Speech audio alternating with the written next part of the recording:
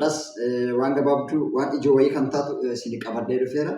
Inni kunis torbaffaa irratti yookiin kutaa torbaffaa yookiin paartii torbaffaa irratti kan argamtee jirtu waan of harkaa qabnutti amanuu jettee ishaan tunillee akkaataa itti iccitii ga'umsa keenyaa kan beeknudha. Yeroo tokko tokko waan hojjennu keessatti yookiin waan of harkaa qabnutti inni amanuun illee akka iccitii ga'umsa keenyaa beeknu taasisa.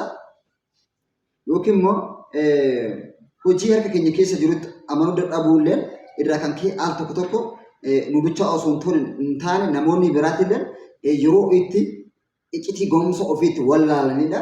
Inni kun immoo namni hojii isaatti amanu yookiin namni waan of harkaa qabutti amanu tokkoffaa irratti yookiin qabxii asirratti jiru jechuudha. Qabxii hojii ofiitti yookiin waan of harkaa qabanitti amanu kan jedhu kana jalatti al tokko tokko waan of harkaa qabnutti yoo kan amannu ta'e gabaabumatti milkaa'uu dandeenya yookiin immoo iccitii ga'umsa keenyaa beekuu dandeenya jechuudha.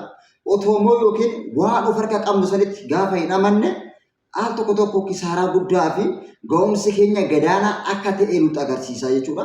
Kanaaf immoo ga'umsa ofii beekuu irratti hojii of harkaa qabnutti amanuullee nu barbaachisa jechuudha.